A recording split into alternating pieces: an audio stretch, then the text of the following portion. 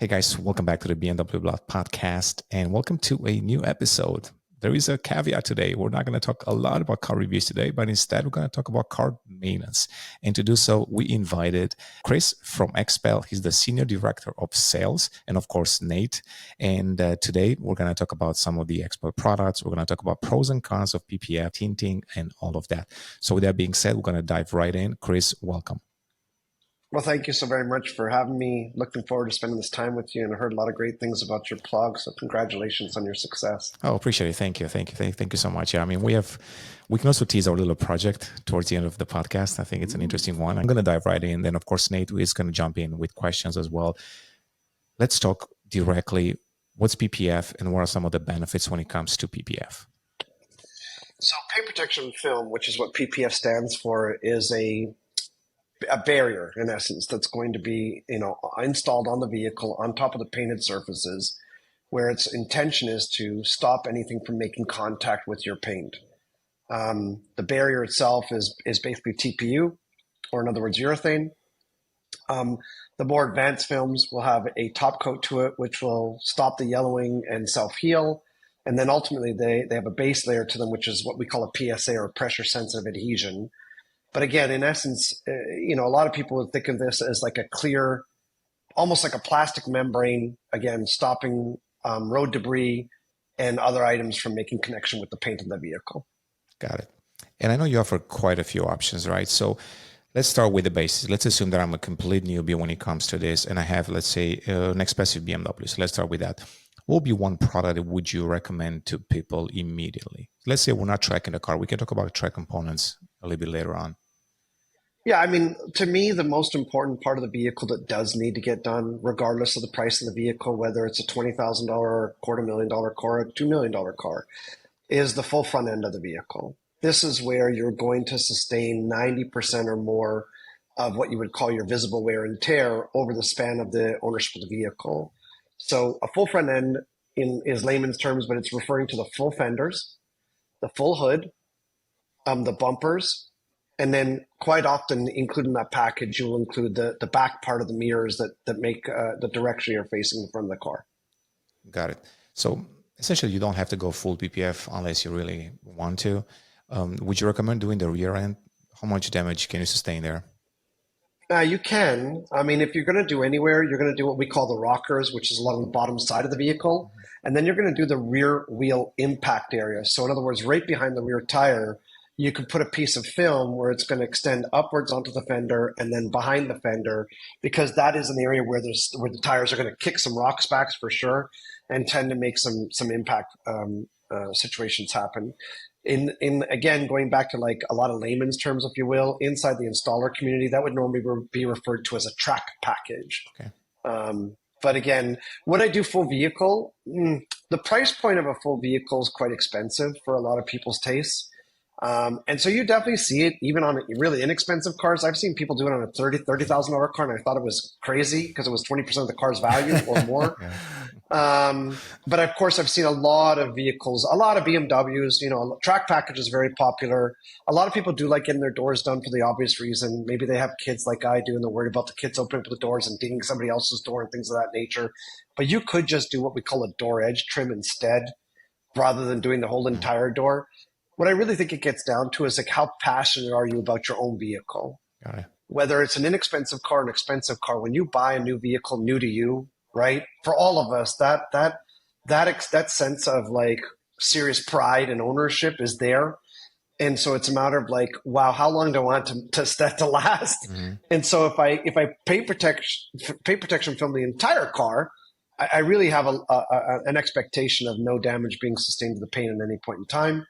But again, my personal suggestion to 99% of the community out there is full front end of the vehicle is more than enough. Maybe track package if we're going to add to it. Gotcha. I guess if I go back in time, I mean, I have to admit it, I've seen the popularity of PPF surging quite a bit lately. I don't know if it happened over the last few years or over the last 10 years. But what I want to ask you about is really this surge in popularity, but also the surge in the quality of the film. And lastly, I'm going to give you this anecdote. I was talking to Michael, through messages, and he was telling me that you guys are seeing a huge surge in popularity of PPF of Tesla owners. which honestly to me that was mind blowing because I've seen a car more of a toaster and it's a convenience car, not really a car that you want to protect too much. So protecting a toaster, I was like, wow. So I did not see that one coming. But let's start with the first two questions. So Okay, let's talk about the quality of films. Yeah, I mean, obviously with technology, things change, right? If you would go back 20 years and look at what paint protection film looked like back then, and then the impossibility of installing it, it's a very different product than what it is today. Where XPEL became quite famous was in 2011, we had been the first company to invent a genuine non-yellowing self-healing film. So prior to that, if you had film installed, you would do all kinds of things like wax your film or things of that nature to try and block the pores of the film from being exposed to the elements, and therefore meaning no contamination getting to the pores, and then not yellowing. It looks really disgusting. Old film, within 2 to 3 years, it looks like it's got like a smoker's cough is the way to describe it. It's really yellowed and ugly. But in 2011, as I said, we invented a non-yellowing film, but at the same time, it was also self-healing. So what that means is if you very lightly scratch it, I'm not talking about deep scratches, but if you lightly scratch it, the little swirl marks that you see in your paint after you've washed it with a dirty mitt or whatever, if you heat the film up, then those scratches will tend to literally melt away. In essence, is what it looks like. These days, most of the brands out there will offer a self-healing, non-yellowing film of some nature or another. Yeah, it's true that XPEL tends to dominate the paint protection film market, but it's unrealistic to suggest that we don't have great competitors. We have really good competition in a company called Eastman and, of course, 3M, which was the original inventor of the film way back in the day. But at this point in time, pretty much synonymous with a paint protection film is the brand XPEL. It's actually become more like a Kleenex is to tissue, like it's become the verb rather than the brand. Like Xerox or iPod and all of that, yeah. Yeah, and like you said, the awareness is skyrocketing. Go ahead, Nate. Sorry, I was just going to say, as you talk about the different products that you developed, and we're just talking about PPF, is there different levels to that? Is there different products just in the main PPF level, area right now? Yeah, so even for XPEL, we've got quite a few different options for you. We have a thinner film, which is a 7 mil. And 7 mil, people will think of millimeters. Actually, it's mil as MIL, which is thousandths of an inch. That's the thinnest product we make. The typical paint protection film on the market for us is 8 mil, which is our most popular. We also have a thicker one, which is 10 mil. We can even double laminate films if we needed to make a 16 mil for special projects and stuff like that, which we do obviously for some special situations. OEMs, maybe a tractor trailer company, something like that might ask for something like that. And then it gets even more complicated because what we also have is films that take the car from a gloss finish and to a matte finish, or if it's already matte, then great. So it's a stealth, we call it stealth, but it's a matte look. And so it completely changes the look of the vehicle while maintaining the original quote unquote color. And then two other extra levels we're talking about. Ceramic coating, of course, is quite popular as well. And a lot of companies that offered a top coated film, we figured out a different technology in which to impregnate the ceramic coating into the film so that it should stick around for a lot longer than it typically would in the past. So we have ceramic infused film instead, rather than doing film and then ceramic coating on top, in other words. Yeah. And then the very last part is we have a more temporary product, which we call track wrap. Track wrap is a dry apply film that a person can do themselves at home. And really it's with the intention like, I'm going to do something with my vehicle today that's dramatic. And I'm going to put this film on temporarily rather than going to a store and spending a lot of money to get them installed professionally. And then at the end of the session, track or maybe off-roading or whatever, going through bush, I'm going to be able to rip the film back off. And so that's a product called Track Wrap. Interesting. So since you mentioned ceramic coating, maybe we go right into that and then we'll talk about the Tesla popularity after that. Sure. So PPF versus ceramic coating. So I have ceramic coating on my 1M, was done by a different company, and I'm clearly trying to do PPF on the other car. So what would be the pros and cons of both? Clearly cost, it's probably a major factor, right? I mean, probably Major. ceramic, a lot cheaper. Major. Yeah, I mean, you have some ceramic coating companies out there that will suggest that maybe multiple layers of coating are really beneficial. So therefore, I've seen coatings that charge upwards of $4,000 and $5,000 for a ceramic coating for a full vehicle. I would never personally make that choice. I would much rather spend between $6,000 and $8,000 is typical for a full body paint protection film. Now, obviously, you can get up beyond that too, but I'd much rather put my money there in that case. But a normal ceramic coating on a full vehicle is probably going to run somewhere around that $1,500 to $2,000. So again, you can see there's a big price disparity between the two products. One is obviously a lot more easy to install. You can mess it up, which is why I always recommend ceramic coating being done professionally. But besides that, other than the minute amount of instruction you need with regards to ceramic coating in comparison to paint protection film, because I don't want to make it sound minute overall, paint protection film is incredibly hard to do. The majority of what you're paying for is the art of the installation, the labor portion of it.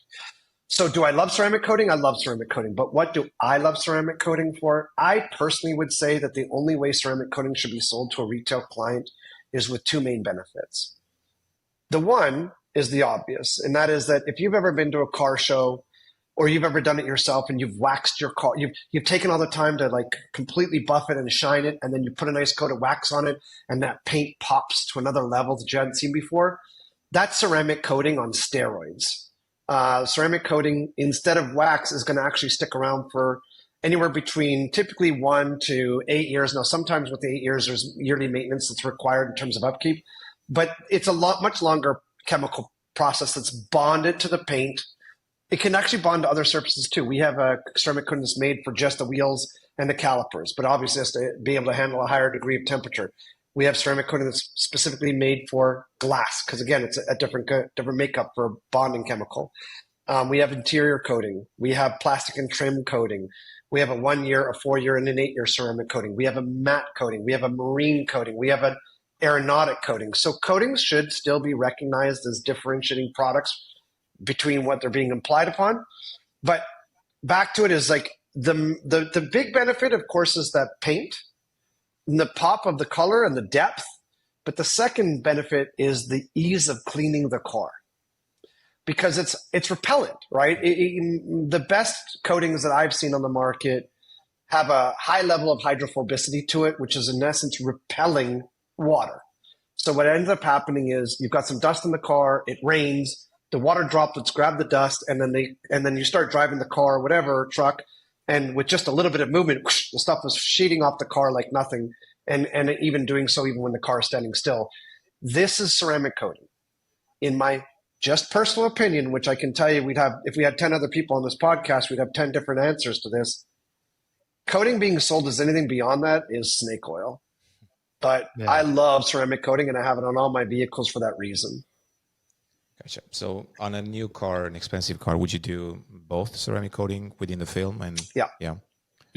That's exactly what I would do. So I would either do let's say I was doing with a typical install.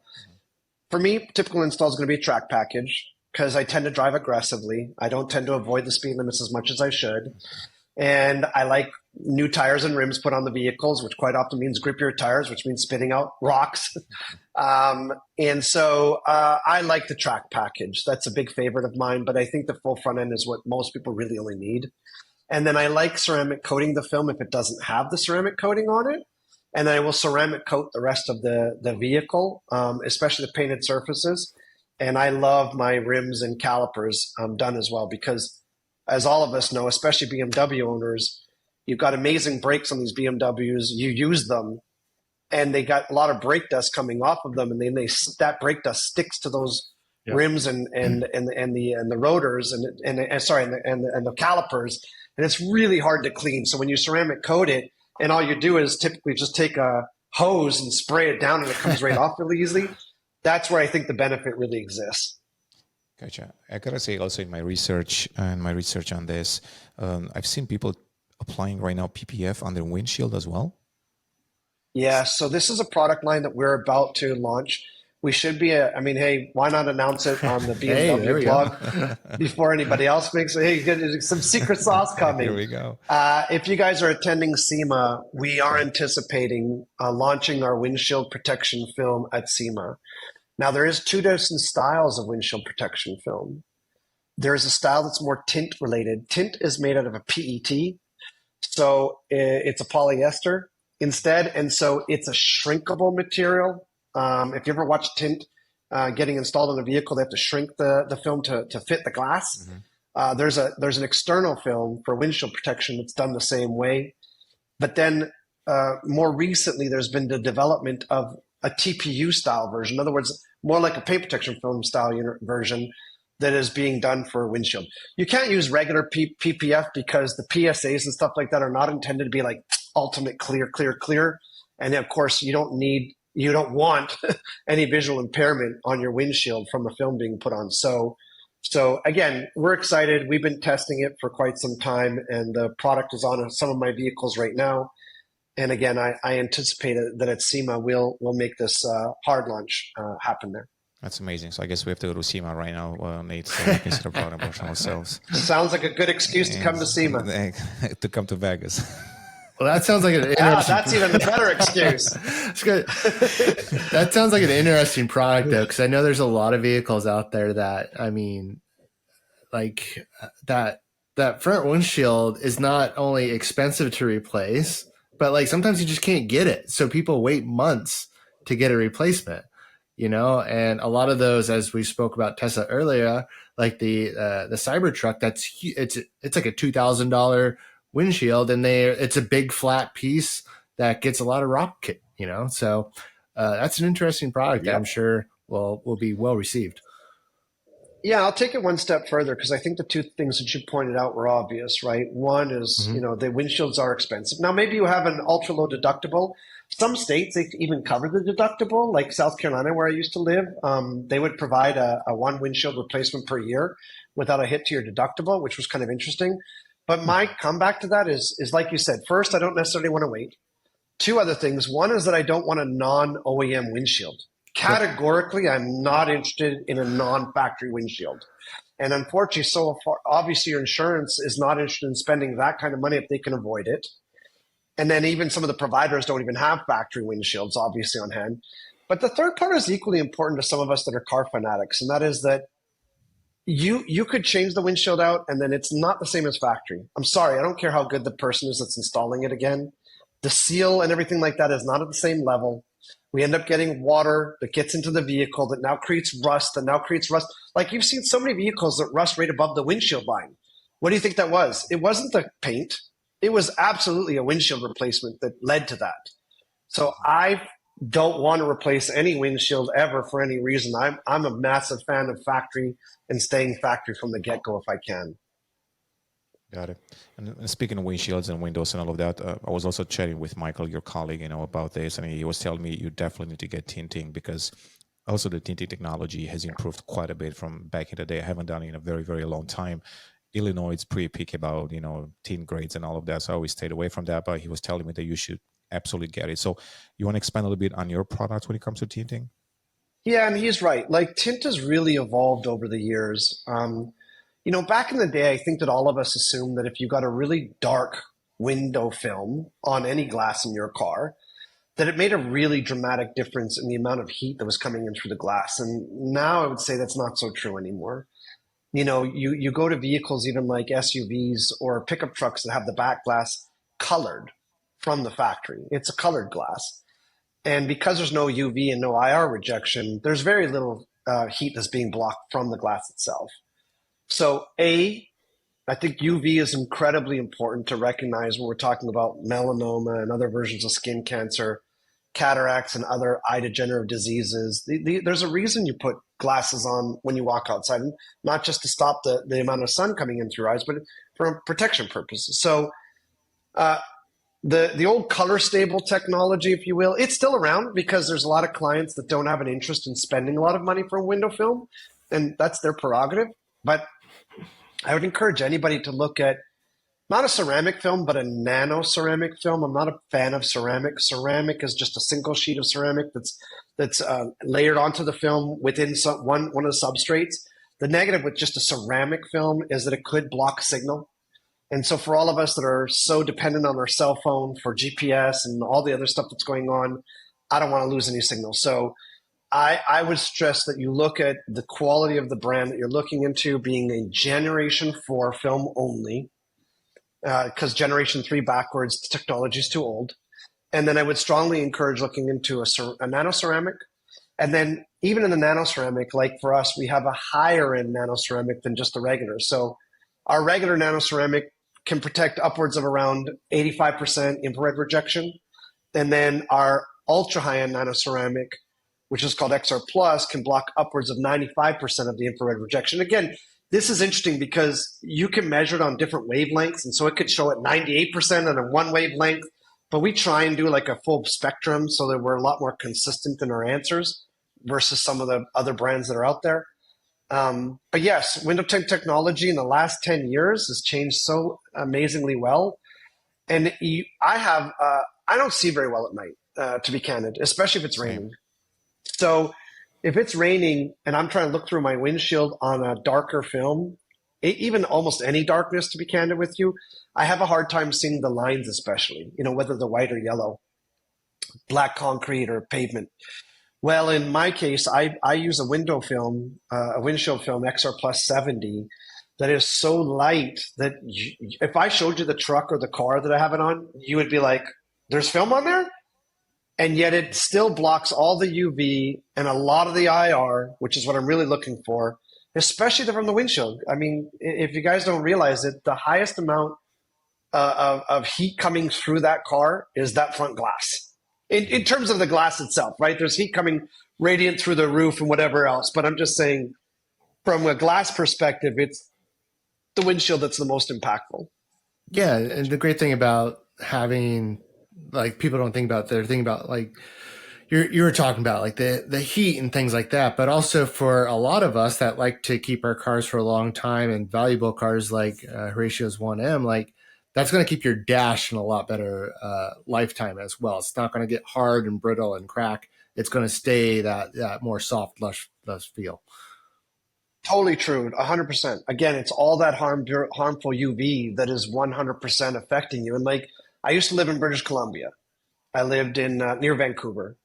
And a lot of people were like, well, I don't need tint because it's only really hot. And it is hot. I mean, right now, my wife's there actually, and it's like over 100 degrees Fahrenheit there right now. And everybody's like, what? It's British Columbia. I thought you guys lived in igloos 24/7. I'm like, no. But it's really hot for about 2 months. And then it changes quite drastically. And then, of course, we get into the winter and it goes from over 120 degrees Fahrenheit to minus 40, right? But regardless, that sun, regardless of the temperature, is still having a dramatic impact on the interior, like you said, Nate, and ultimately on you. And like, let's not think about just you. What about your significant other? And what about if you've got kids? I mean, I don't want to expose my kids to a lot of harmful UV rays right now, especially because it's not getting better. It's getting worse every day. And that's just a reality. Yeah, gotcha. No, it makes sense. And since you talk about the lifespan of several products, we haven't touched on the PPF lifespan. So you said ceramic coating could be 1 to 8 years with proper maintenance, but what about PPF? This is interesting. So paint protection film is it's again a product that we stand by heavily, and so we were the first company out there to put a 10-year warranty on our product. And of course, a lot of great brands decided to follow suit pretty quickly thereafter.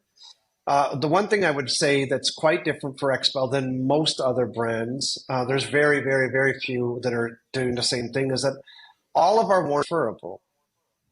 So you talk about that 1M, which of course has got a lot of value to you, but you may want to go sell it after 7 years. Well, every other film warranty, for the most part, not everyone, sorry, let me not sound categorical, but for 99% of them, that would mean that the next owner doesn't get to utilize the last 3 years of the warranty on that.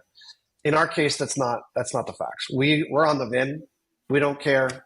Our window tint is genuinely lifetime. Everybody else says lifetime. I'm like, well, you're really banking on the fact that cars tend to change hands every 3 years.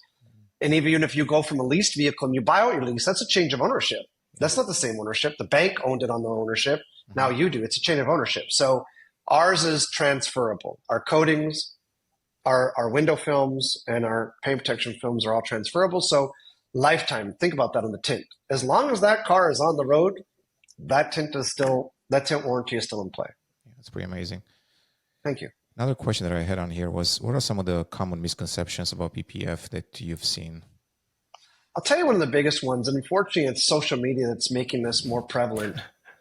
As much as we all love social media because it 100% helps XPEL dramatically, we do a lot of B2C strategy marketing on purpose, but visually, a video will make it look as though paint protection film is completely perfect. I can't see anything anywhere. And I've even had clients say to me, man, the job was so amazing, I can't even see it. I'm like, well, let me show it to you then. Because if I get you close enough, you will realize that this is a thick membrane that was installed with an artist's hands in a non-perfect environment. So the idea that there's not going to be a single piece of warranty anywhere underneath, a single piece of contamination anywhere underneath the film is unrealistic. I'm not going to see a single edge that might lift a little, that needs trimming, not realistic. What I'd say to people is like, look, if you stand back 5 feet and you're really happy with the job, that is the level of happiness that you should contend with regards to PPF. Paint protection is just that. It's paint protection, not paint perfection. This is a slogan that a good friend of mine, Rob Freeman, uses a lot. Very good. And I love it because it's very accurate. Now, again, you have shops categorically that do much better quality installs than others. Even within our XPEL community, we're super diligent about who do we allow in and not allow into our brand. We're quite well known, unfortunately, and maybe fortunately, for the fact that we actually turn down more people than we approve for having access to us. So they have their credit card in hand. Sure. Hey, I want to be an XPEL carrier. And we're like, oh, you just don't match for one reason or another a client profile that we're looking for. So even within that heightened level of call it, onboarding, even within an XPEL store, you can have a one install that you think is absolutely incredible, and go to another XPEL store and be slightly disappointed that it's not quite the same level of what you experienced before. And so again, this is why I think that with customers, when you're going to get an install done, asking to take a look at their current installs, they always have vehicles there that they're working on. They have vehicles that are completed, having them point out, some of the deficiencies they may see or may not see. This is smart because again, unlike ceramic coating, by the way, that is an invisible product. If it's not invisible, then they installed it completely wrong and it's got to be redone. So, but yeah, that's the biggest call it issue, if you will, to this day. Yeah. Gotcha. I'm actually happy to touch on the quality of the shops doing this because I did my own research. I'm very careful about the brands that I work with, and I do my due diligence before. Then, of course, we wanted to, find the best shop in Illinois, for example. So I've narrowed down to a couple of them. We wanted to work with one. Then Michael recommended, hey, we should work with this guys. And I asked the question, are they any good? Are they doing active training that, you bring them up to speed and all of this? And I'm assuming this is part of your process, right? We're doing continuous training. I saw some some clips on social media where you actually send experts to the shop and that they stay there for days to practice and do all of that. Yeah, I mean, it's not as robust or say definitive program as perhaps it could or should be. Perhaps long term it will get there. Unfortunately, the reality is there's no consistency from brand to brand on this, and so where you have a complex issue there is that there's a dollar value involved, obviously, in training, and so it's like, well, at what point can you afford as the brand to supply the training for free? It's not really feasible. And then therefore how much input should be from the shop. So we have, we quite clearly have what I would call a subsidized program. We do not make as much on our training as we charge for it, right? The amount we charge is less than what it really does overall cost us. That said, we also have programs. As a matter of fact, we're about to launch a new one, which I can't officially announce on your podcast, but there's a brand new program coming out by September 1st. With our what we call XPEL exclusive stores. We have quite a few stores across the United States and Canada that will not use any other brands besides XPEL. Gotcha. Those stores are going to be prioritized, as they should be, as being excellent partners. And part of the offering that's coming, well, why not? I'll reveal a detail on the podcast that none of these clients even know about yet, is that depending on the volume of purchasing that they have, we are in fact going to start providing at least one free training class per year for a student of theirs. Because like you said, the technology changes, right? The installation techniques change. the capabilities change. And so it'd be beneficial for us to make sure that the end consumer is getting the best experience they can. To do that would entail obviously some kind of awareness program going on a consistent level. So yeah, we currently have inbound training. We do have outbound training. We have it for every single discipline that's under the sun that we partake in. And yes, our stores do have to be certified. They have to be authorized is probably the better word. What I would say to somebody is, if you don't see them on the locator, you may want to be concerned, because unfortunately we send cease and desist letters almost daily to people who are saying they're XPEL when they're not. It's really bad. It's a terrible thing being the brand that everybody is after as a shop and the consumers. In that way, of course, we love the business side of it, but the negative side of it is just all these people that are literally duping people, literally scamming people out of thousands and thousands and thousands of dollars, where they're thinking they're getting an XPEL installation done. The installation's terrible. They obviously didn't use our software. They cut up the car because they didn't have access to the software. Now the retail client is thinking, wow, look at this XPEL install that I got. They get a hold of us. And we're like, you basically went to the corner of New York City and bought a Louis Vuitton from a guy on the corner. Like, I don't know what to tell you, but that's not an XPEL shop. Makes sense. Okay. Nate, you got a question before I continue? No. So as we talked a lot about all this, what, as a consumer, would you do to prepare for getting this done? Like, what's the best way? You pointed out researching a shop, obviously your website. Is there a lot of information on preparing your vehicle, what kind of steps you need to go through for that? Or is it just find a shop, bring it in and let them do their job? Yeah, close to that, right? What I would recommend is that there are customers that do want to do their own prep work. And I'm like, I would recommend that you don't do that, because the professionals are inside the shop. They need to edge prep the corners and stuff like that. By edge prep, I'm talking about decontaminating and making sure that there's nothing underneath the edges of the panel and what have you. There's all these extra nuances that you as a consumer, no matter how diligent you are on your own care and maintenance, are not going to get to the level that they need.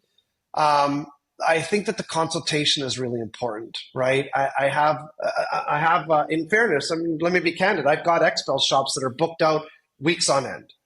And so for that reason, perhaps they don't feel that they need to have a long consultation with you, where it's like, look, man, Nate, you got a new car. Great. I'm really busy. Do you want to get it done with me or not? Right. And I'm not saying they're that rude, but I'm just saying it's almost to that level where the demand for XPEL is so extreme that some of these stores do fall into that trap, if you will. That's not a healthy way of interacting with the client, in my own personal opinion, and not XPEL's opinion either. So what I would suggest to the consumer is, as you know the vehicle is coming in, one, find out if your dealership does XPEL already, because a lot of dealerships already offer XPEL. Sure. A lot. And it's more and more every single day. And so what some of those dealerships do is they actually have an in-house program where they actually have genuinely trained people to do installs. Some of them do the easier work, right? Let's say door edges and door pockets and trunk ledges and maybe window tint, but maybe they don't partake in the full front because it's too difficult to learn that art. But they'll probably have a partner, meaning an XPEL store, that does service them. So again, on new vehicle, if I could avoid it, I don't even want to drive off the lot before the work's done, right? If the dealership's got a great situation going on, fantastic. Now, if they don't, or if you've gone and looked and you're not pleased with the workmanship, then yes, I would use the locator next to find a XPEL authorized shop that I know is XPEL. And then I would call them, or, you can send them for a quote online. But I mean, look, there's no human interaction then. You want to hear the person. You want to hear the person has that care and feeling about your vehicle, whether it's your inexpensive, Kia, although they're definitely nice, really expensive vehicles now. Maybe I shouldn't use them as an example anymore. Yeah. Maybe a Lada, right? Or you've got a $1 million Bugatti. At the end of the day, it's your pride and joy. It's your precious machine. If they're not going to talk to you and make you feel like they have just as much interest in that vehicle as you do, that's not a store worth dealing with.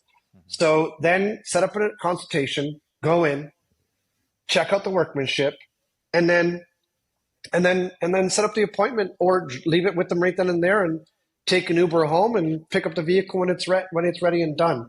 I think that that's the healthiest way of going about it. What I would also encourage when you're talking about this, Nate, is that it's not about just the price. I will tell you that if you find a price that sounds out of line with everybody else, that old adage that it's probably too good to be true, yeah, that's accurate. I have a shop that's charging $9,000 for a full vehicle. I can guarantee you that that's probably a really top level install. You might then have a shop that's saying, I'm only half price, $4,500. You're not getting that same quality install at half price. I'm telling you that 100%. So Sure. keep that in mind as well. Sure. So speaking of installation, once again, I've done a little bit of research on that as well, especially on the BMW side, on the Porsche side, and some of the premium brands. And I notice a lot of people are very reluctant working with shops that tend to remove lights and certain parts on the car to put a film. How is that process being approached by 9,000? Yeah, it's shops? really interesting, right? Because again, like you're talking about dismantling, and I can understand why.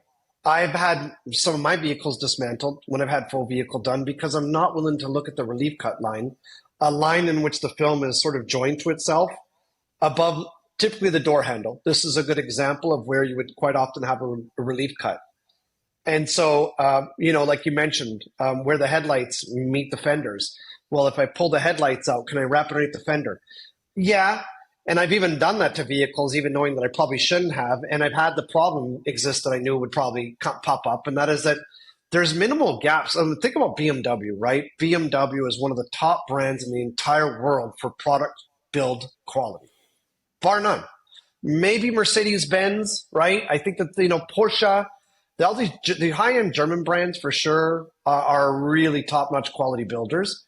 And so you have very low gap panels. Panel gaps. Well, if I tuck the film underneath the fender where the headlight is, the reality is the headlight shifts when we're driving. And then we hit a bump and the headlight actually moves a little bit in its housing. Well, now it rubs the film. It might push the film back. It might pucker the film. And now I've got a lifted film line. That's not a film failure. That's what we would call an over install. You went beyond what the film's capabilities are, or what's realistic. So am I a fan of doing it? It's kind of crazy because I think as a manufacturer, we should probably say, hey, it's probably better if you stay away from that. Let's not try and worry about voiding anybody's warranty, what have you. But candidly speaking, I can understand when and why somebody would want it done. I would just, again, strongly encourage the person that's getting it done to recognize that, like, imagine where the fender and the bumper meet. There are quite a few clients, shops, that will pull the bumper off and they wrap the fender and then they wrap the bumper. And I'm like, I think you're crazy because there's no chance that fender and bumper are not rubbing against each other while driving and pushing the film back. Now, if the customer's car is a BMW M1, like the original ones, and it's going to just be in the garage and never driven. Oh, I get it. Sure.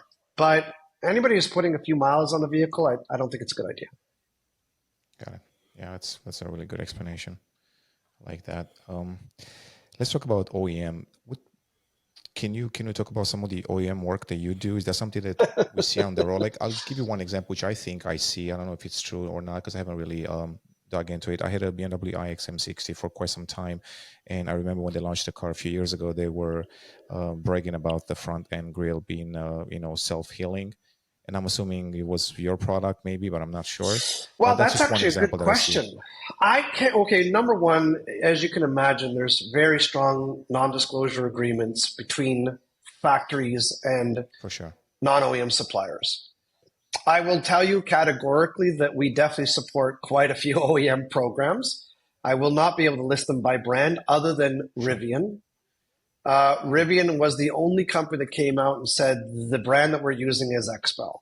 What was really interesting about that for us internally is that the what we call the take rate, the amount of customers that took advantage of the factory program was more than 10 times higher than we saw with any other OEM brand we deal with. But that's because the other OEMs don't mention us by name. So if you're a customer in the know and you want paint protection film and the OEM's not willing to tell you what brand they're using, you might be thinking it's a really inexpensive, cheap product. And so you maybe are choosing not to get it done because of that.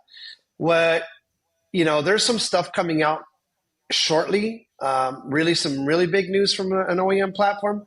But again, because of the non-disclosure agreement, I apologize. Sure. This one I 100% can't reveal yet. If this was 2 weeks or 3 weeks from now, I'd be super excited to tell you. And I do suspect that you're going to see more OEMs are going to sit there and say, hey, you know what? XPEL is the dominant brand. We're losing so much revenue opportunity by not declaring it as the brand. Let's switch that. So I do think you're going to see that change sooner than later. Gotcha. Very interesting. So since we're talking about electric cars and all of that, let me go back to the Tesla topic, and not poke fun of them. But really, what's the reason why so many Tesla customers are really wrapping up? They're not that expensive. I mean, I guess you mentioned already, it doesn't matter if it's expensive or not. It's their baby. But I don't see that as a car that I would wrap it, to be honest. So again, it's interesting, right? Because it is a different customer profile, I think, than you would normally see, let's say, in a BMW. But Sure. What I would tell you is for sure, the Tesla community is overall as a community, like I'm not trying to talk about it as an individual, as a community, outrageously intelligent. There's a whole lot of research that's going on. They do a lot of background work to trying to distinguish what would be beneficial for their Tesla and what wouldn't. And then, of course, there's not a lot of opportunity to really personalize a Tesla like there is with a lot of other brands like BMW. I mean, how many other brands are there outside of BMW that have BMW parts or accessories that are quite complementary to individualizing it? What I would also say is that the Tesla consumer is probably anticipating holding onto the vehicle for a longer time than a normal car owner would be. And the last part is what I said earlier. Look, crazy as it sounds, regardless of what you're buying, you can buy a 20-year-old used car or truck. But to you, it's a brand new used car truck. Unless it's 100% nothing but a work vehicle, the likelihood of you having no excitement or pride or joy over it is really minimal. So going back to that brand new Tesla, man, a lot of them have waited for the car for a little bit, and they went in and they custom ordered it exactly the way they want. I mean, this is an interesting client profile that, yeah, it does equate to a lot of Tesla. I mean, brand-wise, number of cars being done, Tesla's probably our top vehicle of installation. Where I want to caution, though, is what does that look like percentage-wise? And the reason I caution you this is that there was a report that came out some time ago that had said something like maybe as much as 25% of our customer base is doing Teslas, and I'm like, that's not even a fraction of the truth. And what they did was they called the shop. From what I hear, let me be clear, I was not on the calls, but I had a number of shop owners that called me and said, well, what they did was they called me. Then they said, hey, I'm picking up a new Tesla, and I just want to make sure that before I pick up my new Tesla, you've done a lot of Teslas. And do you do a lot of Teslas? Because I want to get my Tesla done with you, but only if you've done a lot of Teslas. That's what I heard. Now, again, I can't say that that's true or not. What I can say is if that's the case, what owner is going to say, I've never done them before? Right? You're going to be like, man, I half my business is Tesla. Come on in, right? So we have what we call DAP, which is the Design Access Program. This is a very sophisticated piece of software that almost every single shop of ours uses to cut the patterns of the film out to install it. Mm-hmm. And by looking at that DAP log, I know for a fact that it's definitely not even 5% of our customer base. But that's still the highest by brand probably overall. Because, how many brands do you have? And if you're talking worldwide, the number is even lower. Exactly. Very interesting. And speaking of more PPF, I just remember that one of my friends actually just texted me the other day. He saw a video that we did a while back on PPF on frozen colors. He's getting a frozen BMW right now. He's getting the Z4 Nate that you drove, the one that's right behind you actually. So that's the car he's getting. That's a frozen deep green. Yeah. So he was asking me about PPF and frozen colors, and I said, by the way, I'm doing a podcast next week, so I can ask this question for you. So tell me, is it a difference in between a frozen color with PPF versus doing a regular metallic with PPF? No. In terms of the installation, no, because ultimately there's still a top coat, a clear coat on the paint, which is all that matters, because that's what the paint protection film is bonding to. We did bring out marine film. Obviously, in marine film, you've got a gel coat quite often and a paint sometimes. So we're obviously doing some modifications to recognize that kind of installation or platform in comparison. We have surface protection films as well. A lot of people do their countertops inside their homes, like marble or whatever, granite, or maybe stainless steel appliances. I've seen people install them on stainless baseboards. I mean, I've seen a lot of surface protection film used in many different applications. But no, for the frozen, no concern whatsoever. This is the paint of all paints that I would actually do the whole car. Anytime that you have something that dramatic, unique, matte especially, or something like that, you should do the whole vehicle because you cannot fix it. If you get a scuff, you can't buff it. If you get a scratch, you can't touch it up. If you try and take it to a body shop to mimic the factory, no. And of course, nobody wants to have paint done after factory because we all know that once there's a repaint, it's a devaluation of the vehicle value. So I would do the whole car. So do you use a matte film on a frozen car then? Yeah. Mm-hmm. Okay. Now, am I saying that in every single case is the paint that it's originally there going to be 100% match to a matte film? Because there's a number of brands out there with matte films, and they all have a little bit of different, call it like texture or image to it, if you will. Maybe some are a little more satin, some are a little less, some are a little more matted, some have the color pop from below, but a little more. So again, there is nuances. I'll give you a good example. I used to work for Harley Davidson back in the day, and they had a paint called denim.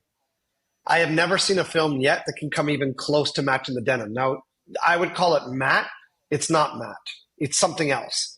So if you're only doing the front end of the car, that's where you have a concern, right? Am I going to see a real definitive difference between the front end of the car, let's say, and the door on a frozen paint job? Lamborghini is extremely popular for paint protection film. They have one color in particular that I've never seen a film that's matched yet. So, but it is a mattish kind of color. So ultimately, unfortunately, the person goes and orders the color, and unless they're going to stealth the whole vehicle and have that small modification in the overall look, it's not the same as what it was at factory. Got it. The other question that I had, and I'm sorry I haven't done the research on this one quite a bit, but do you offer any film that can be, the color can be customized so you can change the color of your car? So that's coming at SEMA as well. So great job. Okay. Looks like we're revealing everything here at XPEL. I feel like we've prepped ourselves. Yeah, there's other players in this space already with what we call colored paint protection film.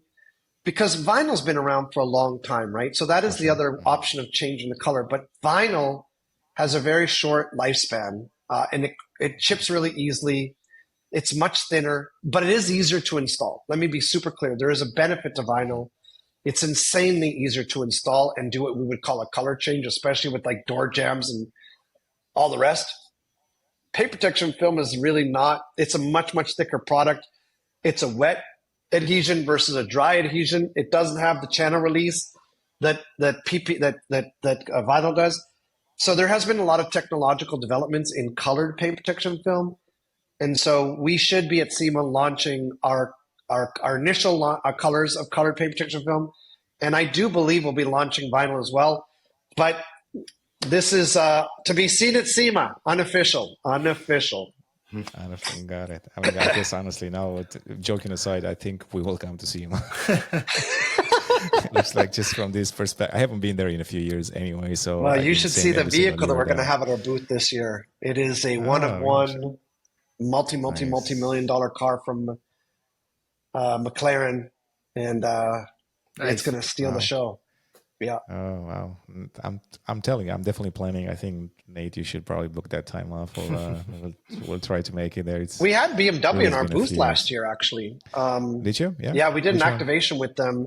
BMW is an absolute excellent company to deal with in general. We really enjoy interacting with them, and they asked if they could launch.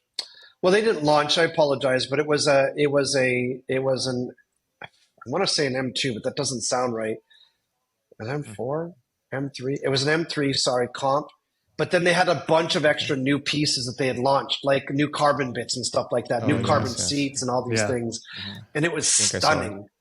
And then the cool part was they allowed us to use it for demonstrating our window film. So we were shrinking on it, That's awesome. installing on it, but it was stunning. Yeah, they're an incredible brand to interact with. And we have 2 extra spaces this year as well, like usual. One will be used for tint, one will be used for PPF and coating installation. And I'm not sure which of the other 2 brands are. I only know the main vehicle because I'm always the one behind getting it, along with my good friend Michael Dobbins, who you spoke to before.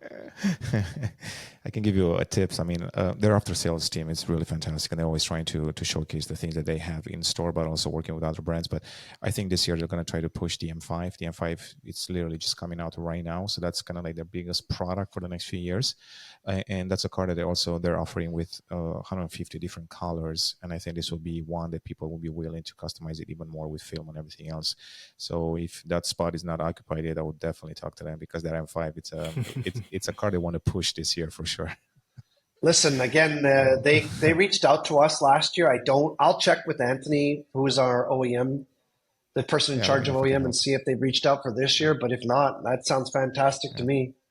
That's amazing. What other question I had? I don't want to keep you too long, so we're going to keep you less than an hour, but this is way more interesting than I thought, to be honest. I was wondering, every podcast I do tends to run over the time that we allotted. So we had given ourselves an hour and 15 minutes, which was good. Yeah. I have a hard stop at 3 to have another meeting, but I can keep talking forever, unfortunately, as you can probably tell. I think if we do like 5 more minutes, I think that's good. I'm going to ask you one more question. I'll let Nate do one more question. So can PPF applications affect the resale value of a car? Absolutely. So you mentioned about, okay. Yeah, I mean, that's a no-brainer. I mean, in a positive way or a negative way? Only positive. If anybody was detracting for paint protection film install, that makes no sense. You knew that the person spent, some sum of money to protect the vehicle. That means that if I theoretically wanted to peel the film off, underneath it, it should look pretty much pristine or 100% as factory. That's the most important detail, because any other vehicle, I don't care if it has 5,000 miles or 50,000 miles, it's going to have abrasion marks or stone chips that you now have definitely detracted the value of the vehicle from that alone. And unfortunately, sometimes dealerships will do like resprays or spot sprays. I shouldn't say unfortunately, but they don't have a choice but to try and make the car look pretty again. And so they're even, to me, they might even make the value worse, because now there's a respray on it, and I don't even know if I want it at all anymore, because I'm worried it might have been involved in an accident. So yes, definitely affects resale value for the positive. How much is the question mark? But my personal opinion is that if the vehicle is got a resale value of $20,000 or above, if it's got a full front end on it, it should be worth at least $1,000 more, because it's a flawless front end again. But that's me. Gotcha. Sure. Very interesting. So, and my last question would be, since we didn't really talk about it, about track applications. Now we talked about the track, like wrap pack, but is there any type of product that you provide? I think you mentioned it in the intro, where, like, going back to my track driving days, a lot of people come in and use like the carpet tape, to just kind of just do a quick little layer on top, just to kind of keep anything off. But also, now that I do a lot of off-roading, you get the tree stripes, right? So a lot of people will put tape just on the side of their vehicle, knowing that tree branches are going to scratch, just for a temporary fix. Is there any product you offer? I think you said you mentioned something, but what do you offer, and like how does that kind of work really quick? Yeah. Track wrap's the right product. So again, it's a dry apply. So the difference between that and a normal paint protection film is that paint protection film is a wet apply, and there's a lot of stretch and movement and cutting and weaving and what have you that goes into it. It's much more of a genuine art versus that blue tape that you're talking about. Yeah, I would use track wrap all day long. As a matter of fact, just about 2 weeks ago, I was up in British Columbia, so I didn't get to partake in it. But do you guys know Bill Goldberg, the wrestler? Yep. So Bill Goldberg, he's a massive car guy, and he's a Mopar guy, and he's got a Demon 170. And he had a bunch of they had a Demon 170 kind of like, I don't know, reunion go on in Nashville at the track. So they had Kid Rock there, and they had like Hulk Hogan, I think, and like other people. There was a lot of high profile people there. Well, they were doing burnouts. And prior to doing that, Bill Goldberg, who works a lot with XPEL, had said, "Hey, can we put track wrap inside the fender well so that when the car does the burnout and the rubber all splashes up in the back, I don't spend 5 hours cleaning the rubber back off?" And I said, "Man, I'm surprised you're asking about that, because we're heavily involved with Street Outlaws, and we're involved in just about every other form of racing for that matter too. But yeah, they do that already a lot. They will put track wrap in behind the rear tires in order to stop all that debris, the tar, right? The black rubber that is impossible to get off your car." Blocking it from making contact with the paint. And so you just ripped off the film instead, and off to the races you went. So trapping is something that anybody should be able to do on their own. It comes with like a little squeegee. You can buy it in I think up to 20-foot lengths, and only up to a certain height. But then you can, like you did with the blue tape in theory, if you wanted to layer it up further, you could. But it's awesome. And I actually have had lots of clients who have reached out saying, "Okay, I'm picking up my new BMW in Atlanta, but I live in Pittsburgh." And what I don't want to do, and I've got a shop in Pittsburgh that I want to use for my XPEL, and I don't want to use anybody else. I've been using them for years. What do? I'm like, it's all good. Go online, buy your track wrap, show up at the dealership, look a little nerdy, install it right on the showroom floor, and then drive off with your car. And by the time you get to the shop, it's fine, it's perfect, and you don't have to worry about anything. So it's quite popular. That's a good idea. So now it's my turn to reveal something now towards the end of this one. So the reason why I wanted to do this podcast was because I'm setting the stage for our first project together. So that's coming up in a couple of weeks. And I wanted to actually put everything you said in application. So what we're doing is we're having a Porsche joining our garage, which is a first. So that's interesting. And then I also have my 1M. So basically going to be a Cayman GTS and a 1M. What I wanted to do with this project was really not do PPF on both, but do a PPF on the Cayman. The 1M already has a ceramic coating from a previous job many, many years ago, so it's old. So we're going to put ceramic coating on that and then kind of show the benefits in real life. And the goal is to go there, film it, and kind of exactly show, okay, here is PPF, here's ceramic coating in real life, see what it looks like, if there are any visual, differences, so on and so forth, but also talk about everything that you talked today. So that's kind of what I wanted to reveal today as well.